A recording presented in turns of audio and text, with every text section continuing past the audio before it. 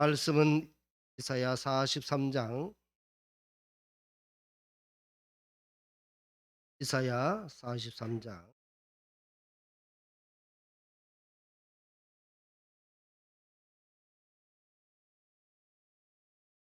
43장 1절에서 13절 말씀까지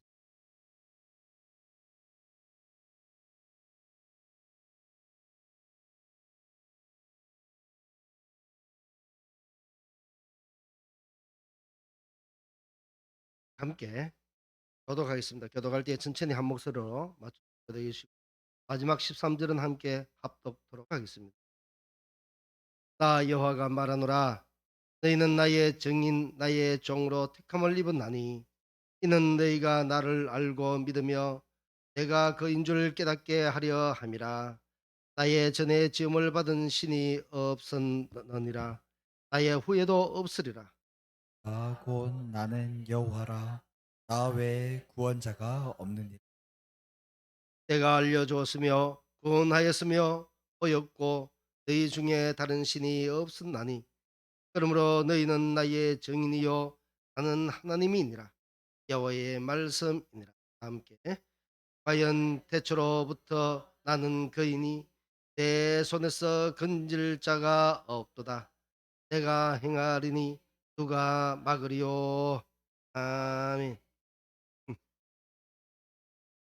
오늘 제목의 말씀은 때가 가까워 옵니다 라는 제목의 말씀으로 증가하고자 합니다. 한 성령께서 우리의 듣는 길을 복되게 해 주셔서 밝게 깨닫게 해 주시고 그 말씀으로 풍성한 은혜 누리는 귀한 시간 되기를 간절히 원합니다. 우리 성도님들 혹시 이 이야기 들어보셨습니까? 요즘 트가 하루가 다르게 혁명적으로 바뀌어 가고 있다고.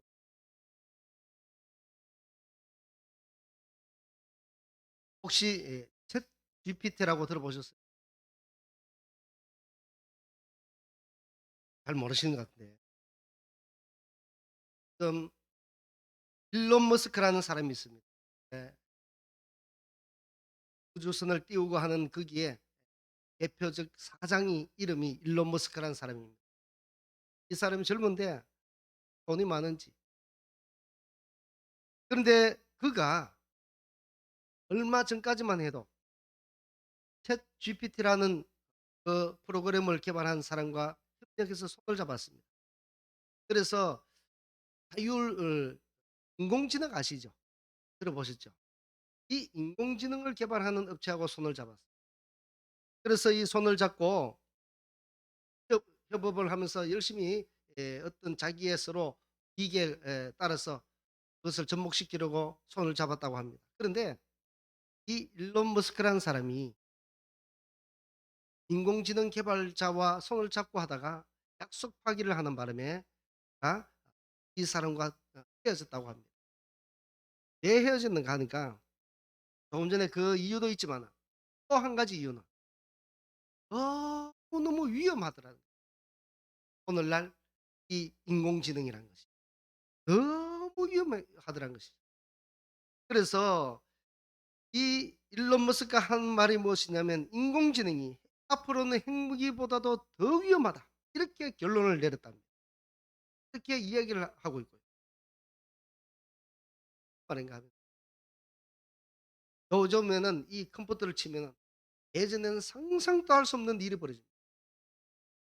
어느 정도 일이 벌어지냐면 우리가 법을 잘 모르잖아요. 법은 법률가들이 잘 알죠. 판사, 검사, 변호사, 우리가 어떤 법을 물어보려면 변호사에게 높은 수임료를 주고 물어봐야 됩니다. 한 번 상담하는데도 굉장히 비용이 비싸고.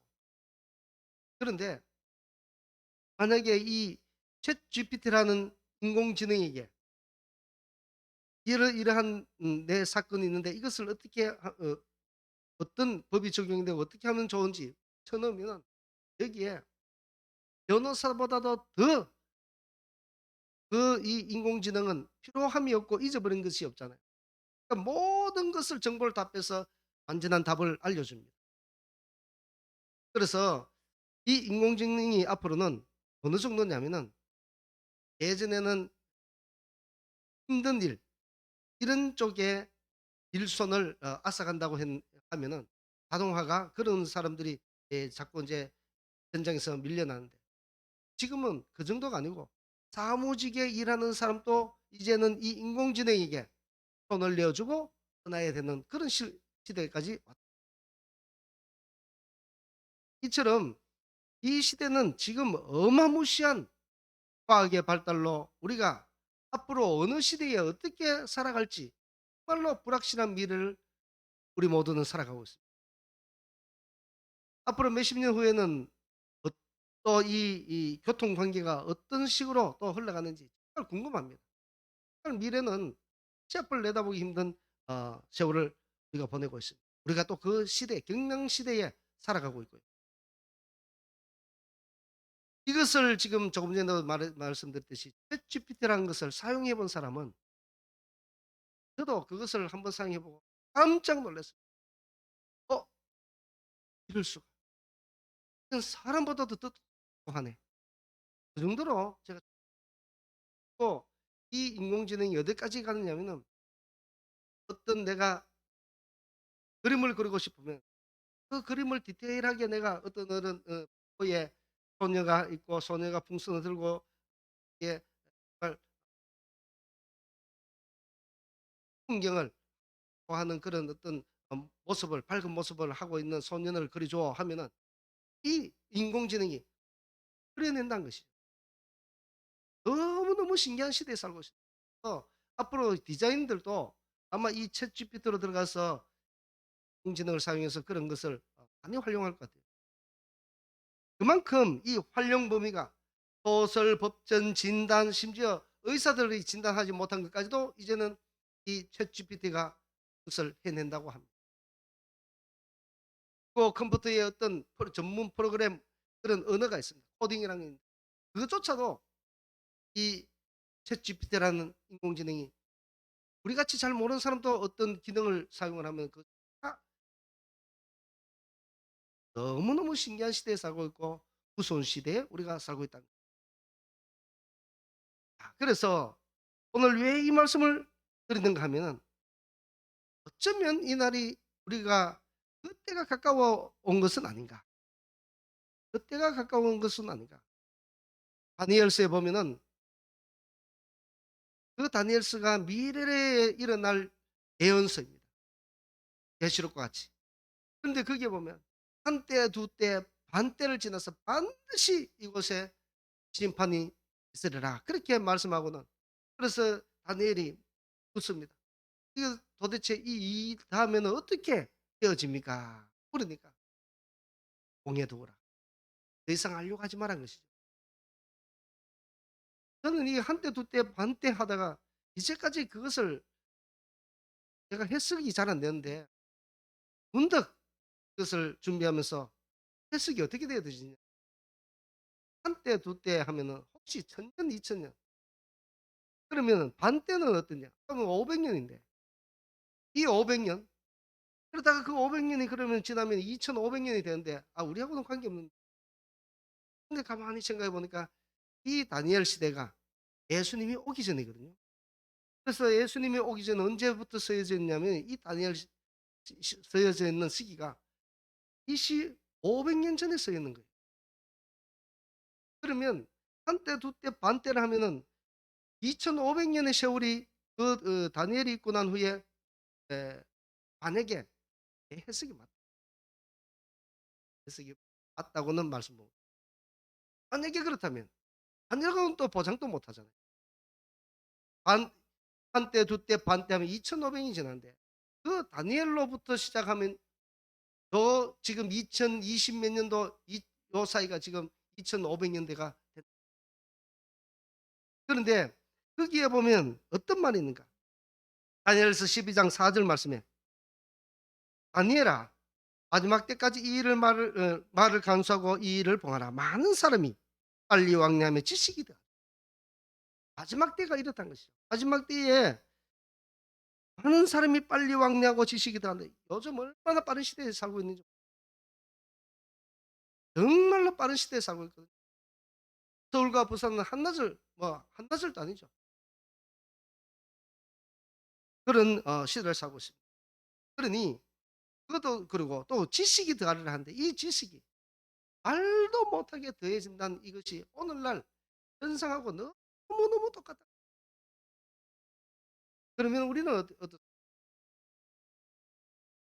이런 것을 우리는 성경에서는 많은 경고를 해 줍니다. 이런 경고를.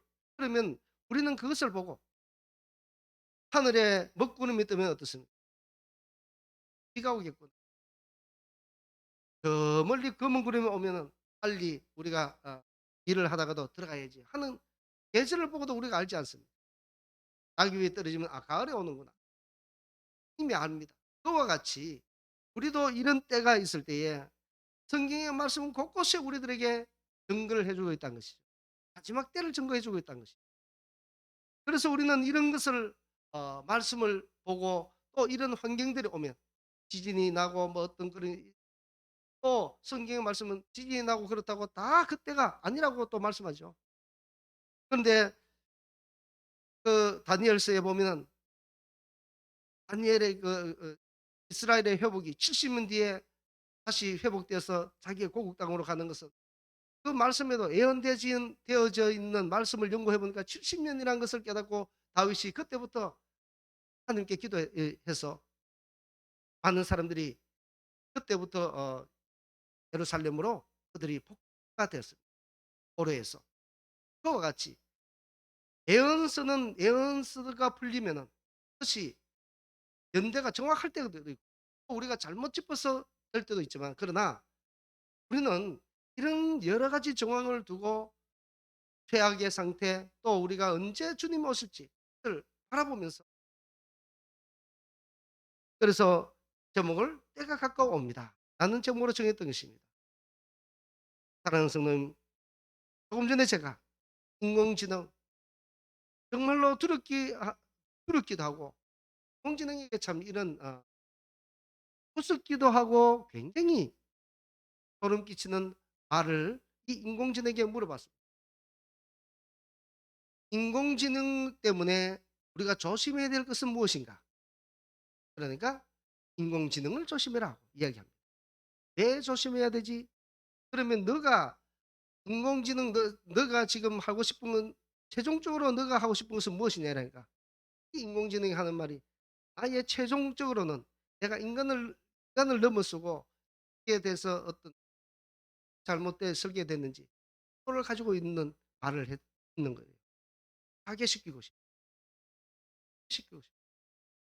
이런 것들이 인공지능을 통해서 나오는 말이었습니다.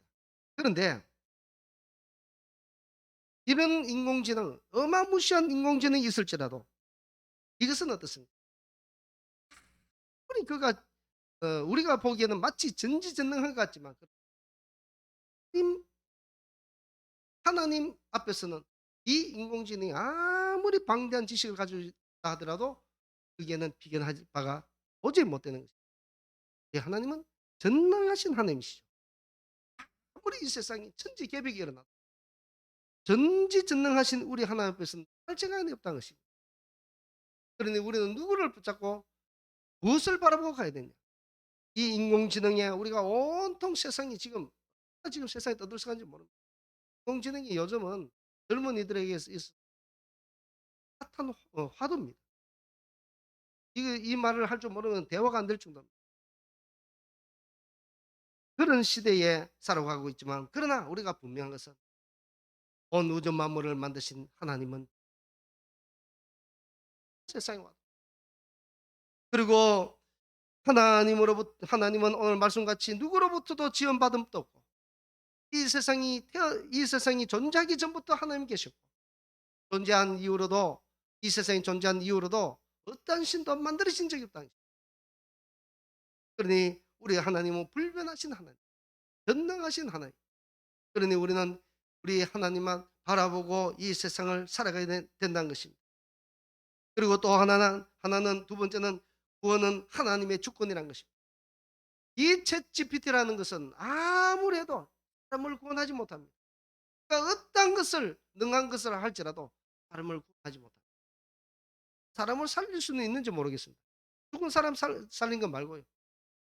산 사람을 위로받는 말을 좀 해 줘 하면요. 챗GPT 희한하게 내가 너무 가슴이 아픈 일인데 위로해 주는 말을 해 하면은 챗GPT 마치 사람처럼 상담가 역할을 합니다. 신기하죠? 자, 그럴지라도 일부는 그렇게 될지라도 우리의 생명은 그들은 이 인공지능은 아무것도 하지 못하죠. 우리는 우리의 생명은 하나님 앞에 있습니다. 그리고 구원은 하나님만 이 구원을 하실 수 있다는 것이죠. 에베소서 1장 15절의 말씀에 우리는 그 구원을 하시되 하나님 어떤 사람을 구원하시는가? 그 기쁘신 뜻대로 우리를 애정하시고 구원해 주신다는 것이죠. 그래서 예수 그리스도로 말미암아 자기 아들이 되게 하셨다는 것입니다. 하나님의 기쁘신 뜻대로 우리를 구원해 주시는 하나님의 은혜가 있기 때문에 우리는 이 말세를 살아가는데 소망을 가지고 살아갈 수 있다는 거예요.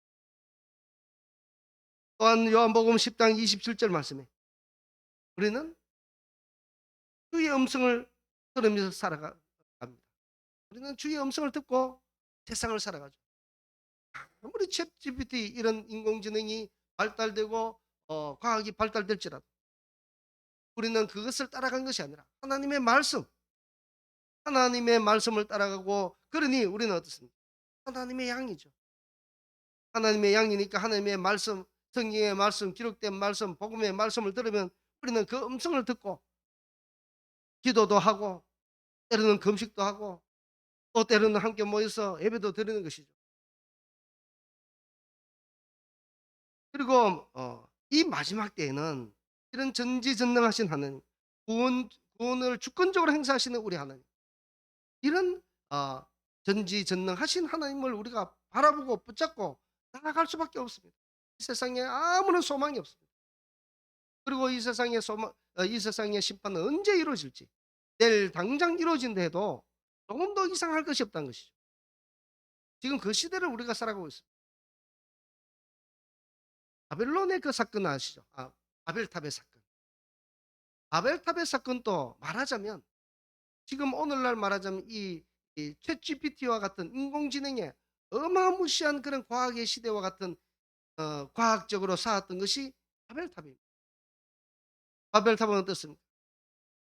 자기들이 흩어짐을 면하고 그리고 또 물로 심판받는 거기에서 자기들이 하나님의 심판으로부터 벗어나고자 어떻게 합니까? 벽돌을 찾고 높이 쌓아서 하늘 꼭대기에 다다르자 하는 것이 그들의 심적에는 이 심판조차도 우리들 마음대로 살아도 하나님의 심판으로부터 날 수 있다는 그런 아주 악한 생각이죠. 말하자면 오늘날 이런 인공지능의 그런 시대가 어떻습니까?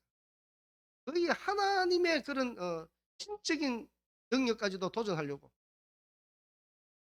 그리고 우리의 유전자도 조작해서 사람을 복제해내는 어떤 그런 시도를 아마도 이 과학자들은 숨어서 어느 구석에선가 하고 있지 않겠나 의심이 들 정도입니다. 너무너무 위험한 세상에서 그것이 무엇입니까? 하나님의 영역에 도전한 거예요. 그러니 이런저런 여러 가지 상황을 우리가 볼 때에 말세가 가까웠고 언제 심판이 내일 심판이 와도 조금도 그것이 이상하지 않을 만큼 그런 마지막 시대를 우리는 살고 있다라는 것이죠. 따라서 우리는 그때가 마지막임을 알고 우리는 어떻게 해야 되죠? 준비해야 됩니다. 그래서 우리는 이 베드로 5장 8절의 말씀에 근신하라 깨어라 너희 대적마귀가 우는 사자같이 두루삼킬 자를 찾는다 했습니다. 그러니 우리는 근신하고 깨어서 그 대적들이 우리를 넘어지지 않게 하고 우리가 온전히 하나님의 말씀을 붙잡고 주님의 말씀대로 정말로 이 세상을 심판을 대비하면서 살아야 된다는 거예요. 마음 놓고 살았다고는 안 된다는 것이죠. 베드로후서 마지막으로 3장 6절에서 13절 말씀 찾아보고 마치겠습니다. 베드로후서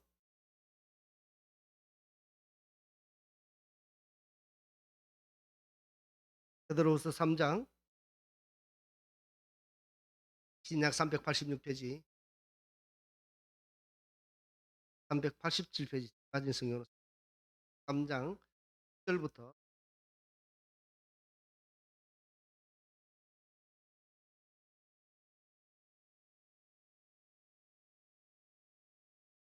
13절 말씀까지 함께 교독하겠습니다. 제가 먼저 읽겠습니다.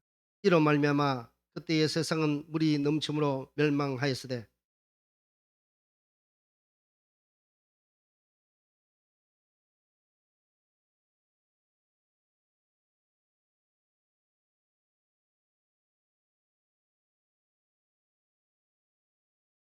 사랑하는 자들아, 흑기는 하루가 천년 같고 천년이 하루 같다는 이 한 가지를 잊지 말라.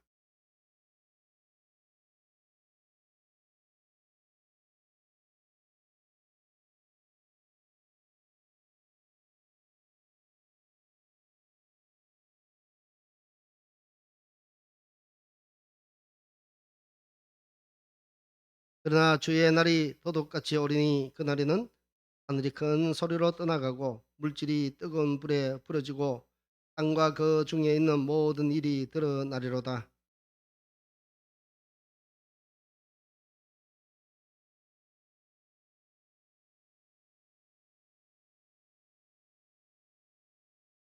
하나님의 날이 임하기를 바라보고 간절히 섬하라.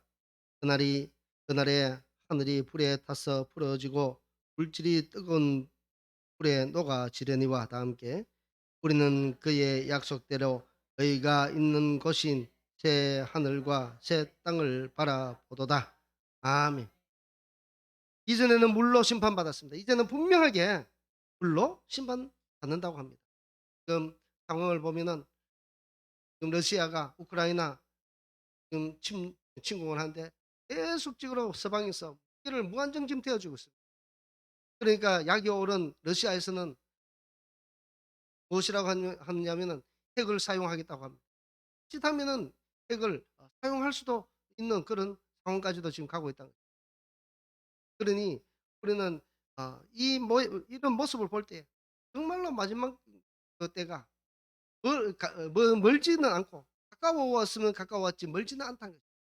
우리는 그때를 잘 우리가 분별해서 어떻게 해야 되겠습니까? 우리가 바로 새하늘과 새 땅을 바라보고 주님을 맞이하는 그런 준비를 잘하고 있을 때 준비된 자가 주님의 은혜 가운데 영광스러운 자리에 수 있지 않겠습니까? 우리 모두가 준비 잘하는 지혜로운 슬기로운 다섯 처녀 같은 그런 성도들이 다 되시기를 주의 이름으로 축복합니다. 기도하겠습니다.